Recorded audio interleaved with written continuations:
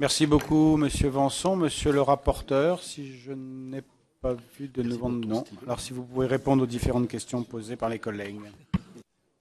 Merci, Monsieur le Président. Rapidement, pour Monsieur Bompard, concernant son inquiétude par rapport à l'INRA, je voudrais dire qu'en la matière, l'INRA peut parfaitement utiliser les mécanismes de protection que sont la loi sur les brevets, mais aussi les COV, parce que c'est son domaine de recherche naturelle.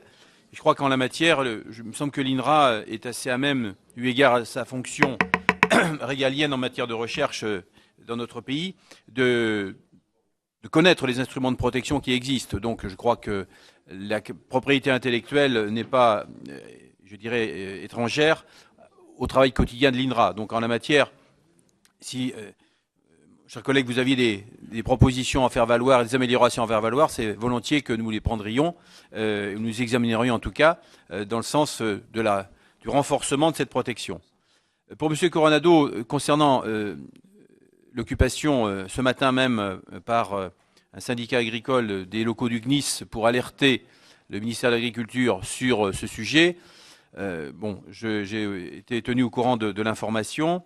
Je voudrais simplement dire que cette question a fait l'objet d'allées et venues entre le ministère de l'Agriculture et moi-même, puisqu'il y a eu d'abord l'examen au Sénat de ce dispositif concernant la contrefaçon. Les amendements ont été retirés pour un examen ensuite dans le cadre de la loi d'avenir pour l'agriculture.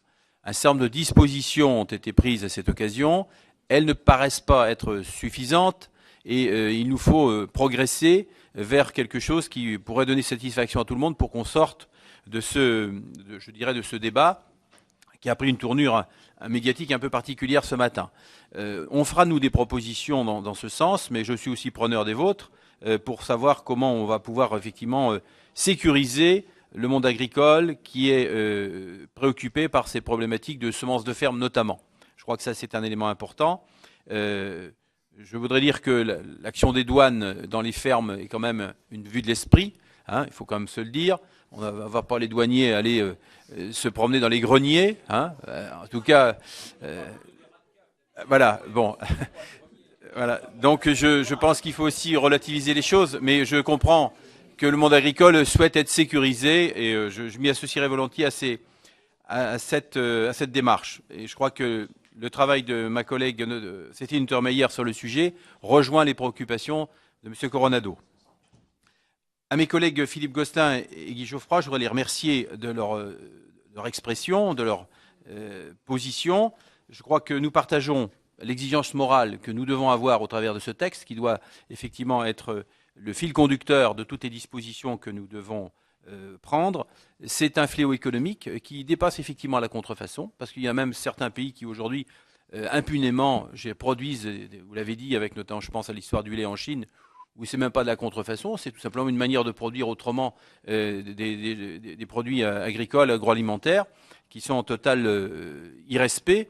Alors si ça reste au niveau de la Chine, c'est pas mieux non plus, parce qu'on sait bien les conséquences sur la maladie, sur la santé humaine, mais le risque en plus qu'il y ait l'exportation de ce type de produit est complètement inacceptable. Donc je pense que ce texte-là méritera, j'en suis convaincu, d'être revisité à l'aune de l'imagination de ceux qui détournent impunément les règles d'éthique et de commerce international. Je crois qu'en la matière, nous sommes tout à fait d'accord sur le sujet. Madame Karamanli, sur la question de la directive marque, notamment je pense à la problématique du transbordement, puisque c'est cela dont il est question. Je crois qu'il faut bien distinguer, et c'est ce que nous avons mis en avant au travers de toutes les auditions, parce que au travers des auditions, on nous a dit dans un premier temps que notre texte était inconstitutionnel en son article 6, au travers la notion de transbordement. Je crois qu'il faut aller au-delà, et le travail que nous avons conduit notamment nous a permis de démontrer qu'il fallait distinguer deux choses. Ce qu'il en était du contrôle par les autorités douanières, qui doit toujours rester possible, quel que soit le lieu, importation, exportation, transbordement, et que ça, il s'agit d'un outil de contrôle qu'il faille faire, qu'il faille distinguer de la rétention.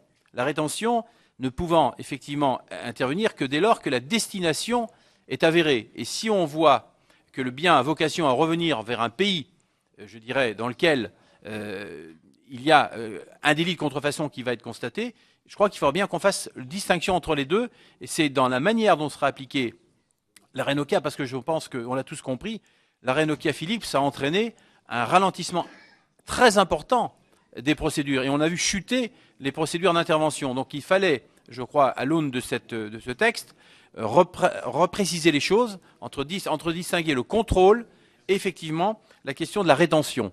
Et je pense que les autorités douanières ont pris la mesure de cela, et ils ont besoin d'un texte pour que nous puissions asseoir véritablement l'intervention de chacun. La directive marque, lorsqu'elle sera prise, ne fera que, je dirais, s'accoler, si je peux dire, aux procédures de contrôle. Et je crois que nous serons, avec ce texte-là, en capacité de faire face, y compris aux suggestions de la directive.